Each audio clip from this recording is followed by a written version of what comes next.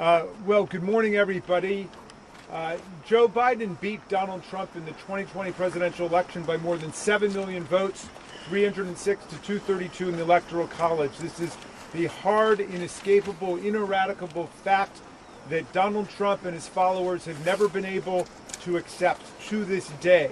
That was the cause of the riots and the violent insurrection and the attempted political coup that took place on January 6th. Donald Trump's refusal to accept what took place.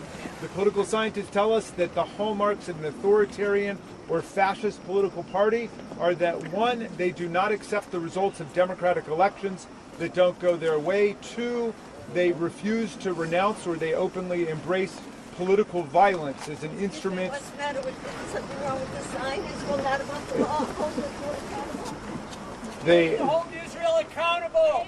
They accept. They're worse than Jan 6. Hold Israel accountable. Israel is not about the law. They accept. I'm sorry. Let me just start that again. That authoritarian and fascist parties that don't accept democratic process and the rule of law. They reject the results of democratic elections that don't go their way, number one. And number two is they embrace political violence as an instrument for obtaining political power. Now,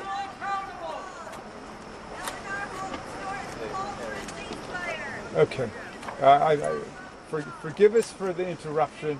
These are hard times, obviously. We're in defense of democracy and human rights and peace all over the world. That's what we stand for, and that's why we're together here today. My friends, I just want to say this. The struggle that began on January 6th in this building continues to this day. Donald Trump is out there saying that he will issue a pardon to the more than 700 people who were convicted of participation in the violent insurrection against the Union. So there are people who've been convicted of assaulting federal officers, people convicted of seditious conspiracy, which means conspiracy to overthrow the government, people convicted of destroying federal property, and so on. Donald Trump is saying that he is going to pardon all of these people, and he means it. We must take him at his word. He's already pardoned a whole bunch of political criminals like Paul Manafort, like Michael Flynn, like Roger Stone, like Dinesh D'Souza, like Steve Bannon. These people form the inner core of the Donald Trump for President campaign in 2024. And what he's saying is that he will release and pardon these political shock troops who are willing to commit violence in the name of the Trump party. So I'm delighted to be joined by several colleagues from Congress who are here. One of them, Eleanor Holmes Norton, represents the people of Washington, D.C. And it was my great honor to stand with Eleanor Holmes Norton as a floor leader for D.C. statehood in the last Congress, where the House of Representatives voted to approve admission of Washington, D.C. as a new state to the Union. And when we started that process, I said I wanted to thank the people of Washington, 713,000 tax-paying, draftable U.S. citizens who have a real, valid political grievance, not a counterfeit, phony political grievance, but did not come down here and beat the daylights out of 150 of our police officers who did not come down here and try to overthrow the Constitution. So Eleanor Holmes Norton has been the leading champion for D.C. statehood for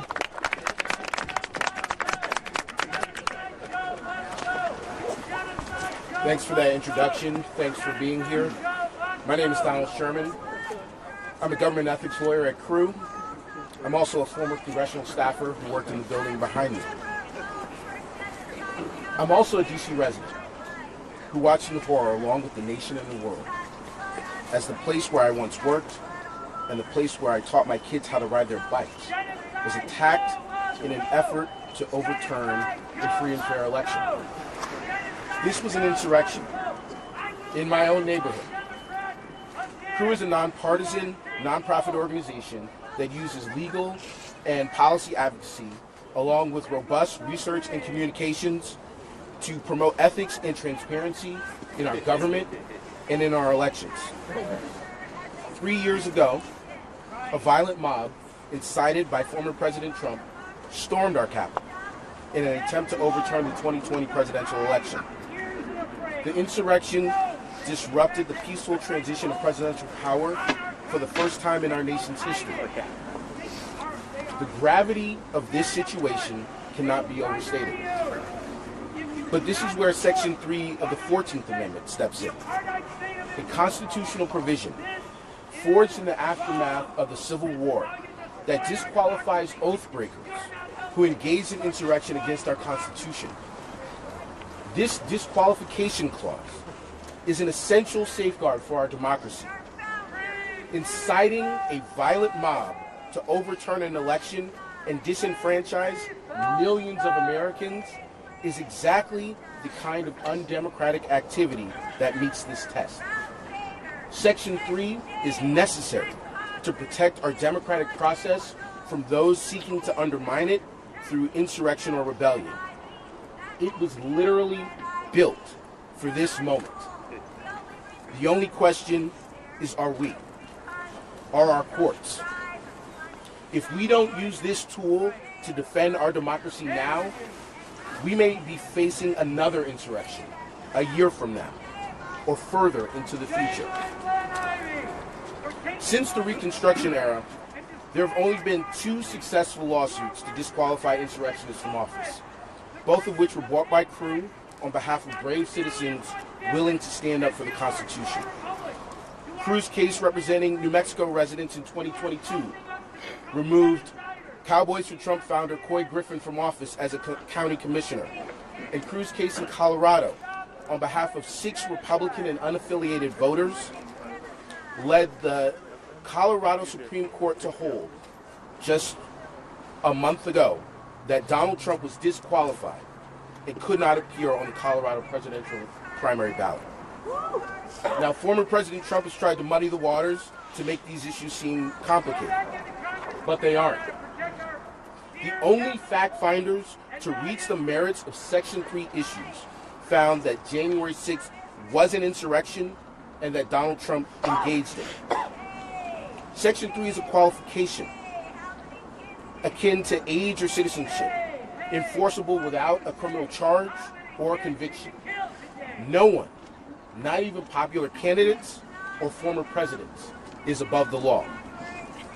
But the accountability effort is not about any one organization, which is why we were glad to receive help in our litigation from groups in the DFAD coalition, among others, and why we were proud to file briefs and advise the main challengers, who secured a decision from Secretary Bellows disqualifying Trump from that state's ballot.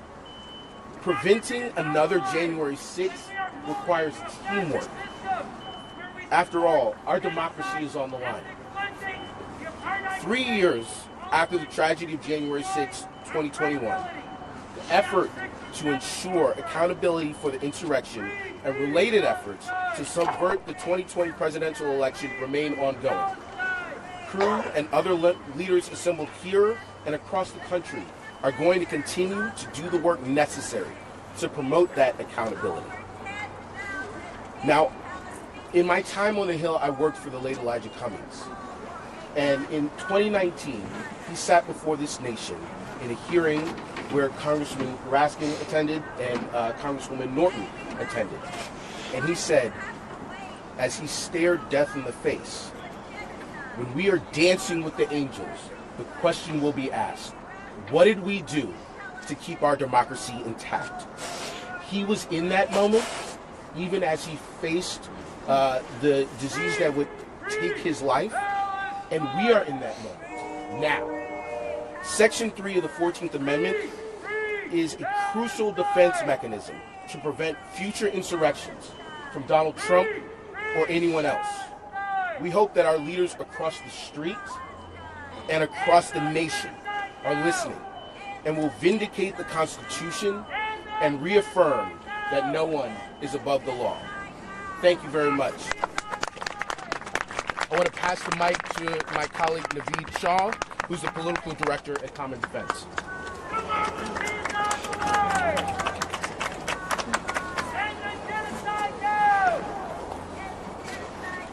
Good morning, and thank you all for being here. My name is Naveed Shah. I'm the political director of Common Defense. We're a grassroots veterans organization. I'm also a veteran of the U.S. Army and the war in Iraq. When I was in Iraq in January of 2010, they were holding their second ever national elections. For many Iraqis, it was the first time that they had the chance to cast their ballot. On that day, the insurgents were not targeting the American soldiers who were providing security for those elections. Instead, they were targeting their own people. More than 100 Iraqi people were killed or injured that day across the country as they simply sought to cast their ballot and exercise their fundamental right to vote. In that moment, the sanctity of our rights became clear to me, and I promised to never take that for granted. So when I saw what happened right here on January 6, 2021, I was more than just shocked and appalled. I was scared for what could happen to our country if we allowed the big lie to fester and to allow insurrectionists to take power. 3 years ago on that dark January day, our nation witnessed a terrifying assault on the foundations of our democracy. A mob incited by lies and fueled by a hunger for power stormed the Capitol, leaving a trail of violence, trauma, and shattered trust in its wake. It wasn't just an attack on a building. It was an attack on every vote cast, every voice, every principle that America was built upon. The scars of that day run deep. 5 lives were lost, hundreds were injured, and the fabric of our nation was left in tatters.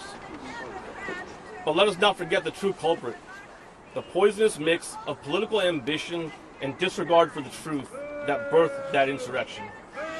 Donald J. Trump. Fueled by personal grievance and a hunger for power, weaponized a lie about a stolen election and unleashed a mob against our democratic process. And while that day etched itself in our history, it wasn't an isolated incident. The shadows of January 6th linger. Across the country, right-wing politicians continue their assault on our democracy, erecting new walls to hinder our vote, spreading conspiracy theories, and targeting election workers with harassment and threats of violence.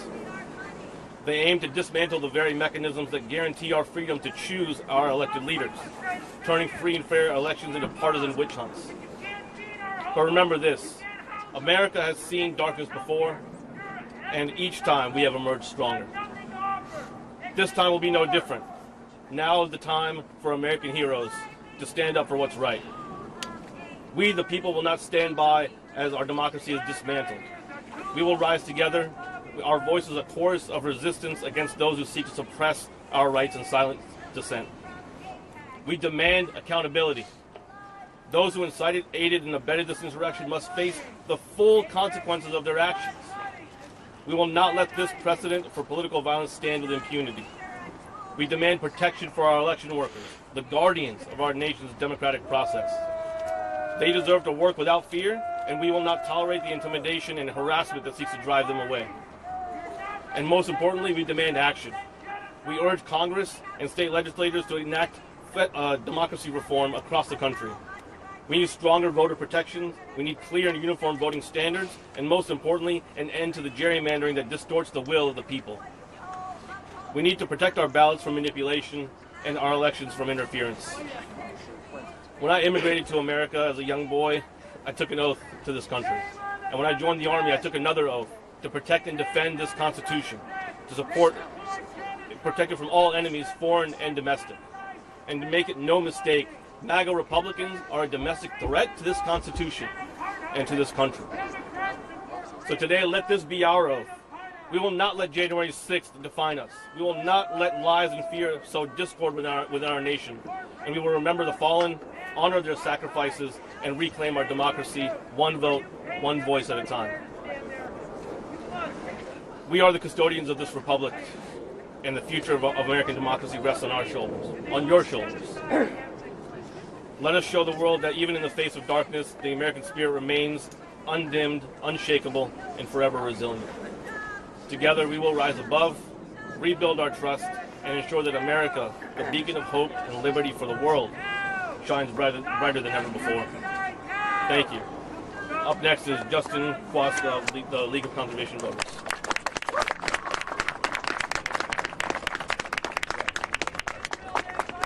Hello everybody, my name is Justin Kwasa. I'm the Democracy Program Director at League of Conservation Voters. So the insurrection on January 6th attacked a core tenet of our democracy. And that says that the will of the people will be protected and respected. For over 250 years, our democracy has put that into practice by making peaceful transitions until 2021. At a time where we've seen the hottest temperatures on record, extreme weather events happening across the country and across the world, and scientific certainty that climate change is human caused, the American people have gone to the ballot box, election after election, and have clearly voiced their demand to address our climate. Now, the environmental movement sees the political violence that happened here on January 6th as fully in line with the powerful interests that continually undermine the will of the people in our democracy. Whether it's big spending oil, whether it's oil big spending influencing our elections, or individuals storming the Capitol in order to overturn certified results, the goal is the same. That is why we say that we need to have a healthy democracy in order to address climate change. Because we can't effectively address climate change if the pro-environmental will of the American people isn't being respected. We can't fully address climate change if our elected officials don't represent the diverse communities around the country that are affected negatively by our environment. We can't effectively address climate change if communities of color who experience the worst impact of environmental justice are ignored and systematically erased. We can't effectively affect climate change if we consistently spread lies in person and online that baselessly attack the legitimacy of our elections. We can't effectively affect climate change if workers are being attacked for doing the right thing and counting our votes in the election. And we can't effectively address climate change if political violence is used to overthrow our system of government. As an environmental organization, we support the right to protest. We believe that nonviolent protest can be a tactic in order to effect positive change. But January 6th was not a protest. January 6th was an insurrection. It was a violent attack on our democracy aimed at silencing the will of the voters and the American people. We can't let January 6th happen again. Our democracy can't handle it, and our environment can't afford it. So with that, we're asking Congress, we're asking the courts, we're asking the administration to do everything in their power in order to ensure that the horrors of 2021 aren't repeated again. By passing the Freedom to Vote Act, by passing the John Lewis Voting Rights Advancement Act, by fully funding our elections in order to ensure that every voter can cast their vote freely, fairly, safely, and securely in 2024, and by holding the perpetrators of January 6th accountable, because we know that no one is above the law. Thank you.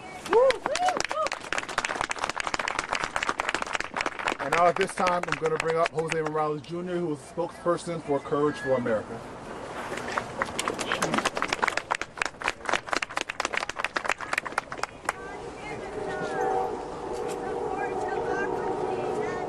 Good morning, everybody. My name is Jose Morales. I am honored to be here today representing Courage for America alongside this incredible coalition. But firstly, I want to thank Congressman Raskin, Congressman Ivey, and Congresswoman Norton for joining us today and marking this somber occasion. A year from tomorrow, on January 6, 2025, it'll be the first time Congress certifies a presidential election since the insurrection. And according to recent polling, 2/3 of Americans think another insurrection is imminent, and we cannot allow that to happen. That's why, as a country, we must work to ensure a peaceful certification of the 2024 election. However, that can only start by making sure every American knows what actually happened. So here's what happened. On January 6, 2021, insurrectionists were incited by MAGA extremism to attack the U.S. Capitol, the standing symbol for democracy in this country. And the events on that day were horrific, a traumatic event for all of us. And I stand with the vast majority of Americans and people around the world who were appalled by what they saw on their television screens or at home with their phones. And for those who told their stories in the days that followed.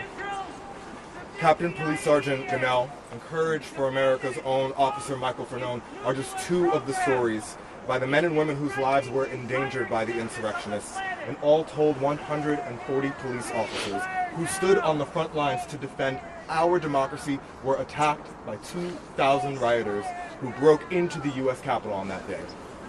5 people died. As we reflect on that painful day in American history, we are asking everyone to also look forward. Congress has a major role to play in certifying the 2024 election results and possibly picking the candidate if no candidate receives 270 electoral college votes.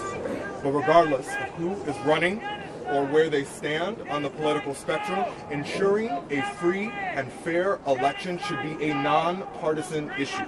And Congress must be united in prioritizing the security of our democracy for all future generations.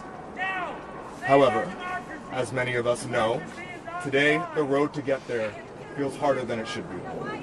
MAGA extremists have chosen to undermine our democracy at every juncture and will continue to do so by standing firm on their decisions to vote against the 2020 election, continuing to spread and perpetuate the big lie that the election was stolen, minimizing what happened on January 6, 2021, condoning the actions of extremists who stormed the Capitol, and even now, as we speak, pushing harmful anti-democracy legislation that makes it harder for everyday Americans to vote, while also defunding election security grants. We're beginning a new year, and I'm asking us to show a resolve to defend against these dangerous anti-democracy initiatives we see in Congress being pushed by MAGA extremists. We cannot allow false narratives, misinformation, and extremism to win. We simply cannot. We have to tell the truth. Regardless of where we come from, no matter your walk of life, what makes us proud to be an American is our ability to vote for our elected officials. And this right is often undervalued and taken for granted, but nevertheless, it is what makes this country a beacon of hope and one that many who come to join. I am so proud to work in tandem with Courage for America. We are using every tool at our disposal to inform the American people of what I just spoke about here today, and what's at stake if we do not secure our democracy to ensure peaceful certification of the 2024 election. That includes sharing the stories of those impacted by the insurrection, uplifting the needs of everyday Americans, some of whom have joined me here today for this solemn anniversary, traveling from Nebraska, Texas, Maryland, and places all over. They know that securing our democracy is personal to them. I hope it's personal to you. They'll continue to share their story and this message about the dangerous precedent that was set on January 6th, and that we can stop another insurrection.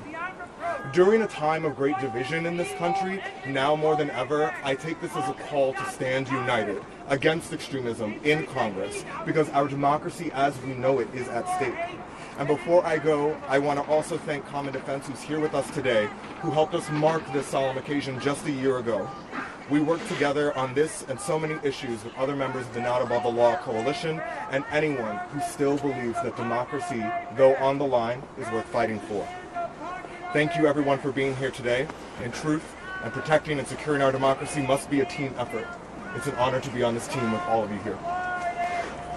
I'll now pass it over to Tashawn. Thank you.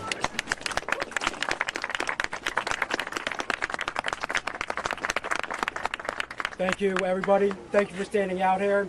As we close today, I just want to remark on all the comments that have been said. It's clear accountability, the rule of law are not just slogans. Comprehensive democracy reform is imperative. That means passing the Freedom to Vote Act, passing the John R. Lewis Act. DC statehood must happen. I want to thank everyone again. Reporters, all the speakers do want to stay here, so if you have questions, please feel free. Come forward, you can gaggle. But appreciate everybody, and everyone have a good day. What about taking a couple of questions while we have the cameras and the microphones right here? Does anybody have any questions? We don't have time, unfortunately. You have time for one-on-ones, but not... Give me 1 second. We can do a few questions. Sorry, thank you about that. Raskin, since you agreed. What are the stakes? What's the importance of the appeals court review of this presidential review? Well, Let me digress for a moment here. In case it's not totally obvious to everyone here, there is no one at this event who supports genocide. Right. There is no one at this event who supports racism. There is no one at this event who supports apartheid. There is no one at this event who supports terrorism. And I cannot imagine a group of two people who thinks that somehow it's an effective tactic to come and interfere with an assemblage of progressive, democratic people standing up for our freedom. So, back to your question. Section 3 of the 14th Amendment, given to us by the great Republicans of the 19th century in 1868, says that no one who swears an oath to uphold and defend the Constitution and violates that oath by engaging in insurrection or rebellion shall ever be allowed to hold federal or state office again. The language is perfectly clear. It's totally unambiguous. And so we're going to hear from the Supreme Court, I hope, that they are real originalists, they are real textualists, they accept the language of the Constitution as is written. Now, some people think that Clarence Thomas, some people think that Sam Alito, some people think that Mrs. Waterford, or whatever her name is, will always vote with Donald Trump no matter what. Perhaps that's right, but I'm hoping that there will be a core of justices who will actually stand by the Constitution of the United States, the way that we are here to stand by the Constitution of the United States today. Do you think Justice Thomas should recuse himself? Well, Justice Thomas's wife was directly involved in organizing the protest that became the violent insurrection which backed up Donald Trump's coup, his attempt to overthrow the election of 2020. So she was directly and integrally involved in those events. I don't think there's anybody in America who could reasonably look at the situation and say that a justice who's married to somebody who is a key participant in these events shouldn't recuse himself. Obviously, under the Supreme Court's very lax ethics code that it finally just adopted for itself a few months ago, it's going to be up to him. But I think that the country should stand up and say that Justice Thomas, for one, must recuse himself because of the involvement of his wife in these events. Jonathan Slack from the Pittsburgh Post-Gazette, formerly from the Post-Scandal Circus. The reason I Pennsylvania is one of the only two states that House Republicans tried to overturn the election results and tried to get the Supreme Court to fill out. Congressperson of Pennsylvania, am I going to be worried about another type of insurrection? Again, stop the steal, the hidden votes, that the threats against against election workers. Well, the reason that I'm so thrilled and excited about the assembly of so many great civil society groups here today is because people understand that the people's election is actually threatened again by Donald Trump and his cultish followers. They have never recanted their claim that Donald Trump actually won in 2020. He's running around the country saying he's going to pardon the January 6th insurrectionists who are in jail, even though the other half of the time they're saying that they're actually Antifa fighters and FBI agents, which would make it hard to understand why they're protesting for their removal, and Donald Trump is saying he's going to pardon them. But in any event, there's no logic over there in the land of conspiracy theory. So yes, we have to defend the election at every level, at the precinct level, where Ruby Freeman and Shay Moss defended the election. We've got to defend it at the state level, where Brad Raffensperger, at least last time, did the right thing. We're going to have to defend it on January 6th, again, where Vice President Pence withstood incredible pressure to step outside of his constitutional role and just declare Donald Trump the winner. We're going to have to try to mobilize on a cross-partisan basis everybody who supports constitutional democracy to defend the Constitution. So, You've been on this journey for a while now. Are you confident going into this leg of the fight that you'll be effective? And a second question to that is, do you feel that your actions yesterday with your report coming out is going to have any impact on this broader decision to hold former President Donald Trump accountable? Yeah, thank you for both those questions. Number one, the vast majority of the American people believe in democratic institutions and believe in free and fair elections. It is only authoritarian parties which take the position that they can't lose an election, and if they do, the election was contaminated. That is a hallmark of fascist political parties, that they don't accept the results of free and fair elections that don't go their way. But the vast majority of Americans stand on that side. Joe Biden won by more than 7 million votes. There are millions of young people who are coming into the political process who also support democracy and freedom. So I'm feeling good and optimistic about it. As to the emoluments clause, it's just like Section 3 of the 14th Amendment itself. It's very clear in the Constitution.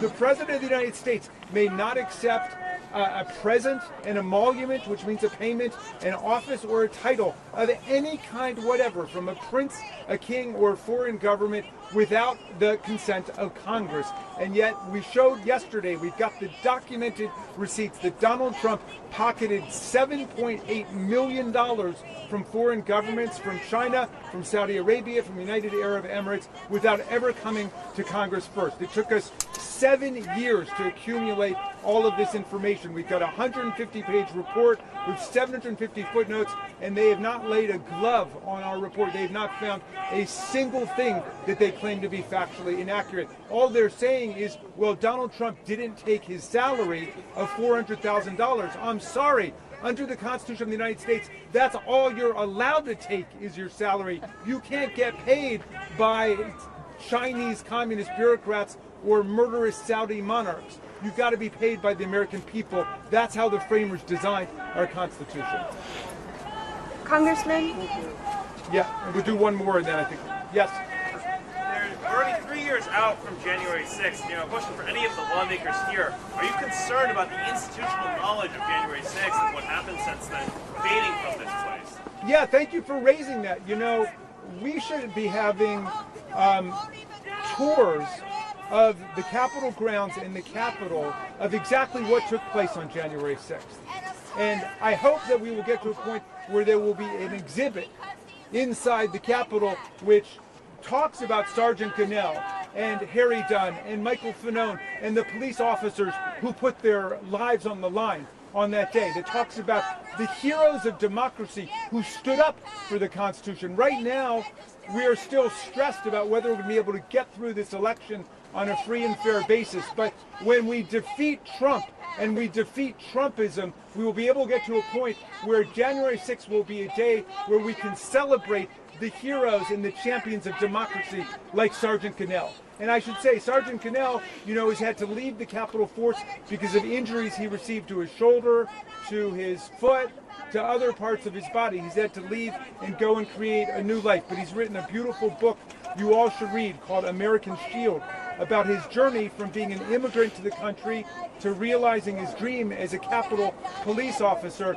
to standing up on January 6th and then trying to see that justice is done. But this is a struggle that is continuing to this very day. My friends, we are in the fight of our lives, but it is a fight that we are determined and resolved to win. Thank you for coming. Quite a few people have been saying for a while that they would like to see President Biden be maybe a little bit more firmer, tougher, stronger, just taking on some of the nonsense and garbage which has been emanating from the likes of Trump and co. Well, today in Pennsylvania, January the 5th, one day before the anniversary of Jan 6, he really was in a very strong way with some very sharp words. Have a listen. Love to know your thoughts. Comment I can't tell you how many world leaders, and I know all of them, virtually all of them, grab my arm in private and say, "He can't win. Tell me." No, my country will be at risk. Think of how many countries, Tommy, you know, that are on the edge. Imagine. You can't be pro-insurrectionist and pro-American. You know, Trump and his MAGA supporters not only embrace political violence, but they laugh about it. At his rally, he jokes about an intruder, whipped up by the big Trump lie, taking a hammer to Paul Pelosi's skull. and echoing the very same words used on January 6th. Where's Nancy? And he thinks that's funny. He laughed about it. What a sick... My God.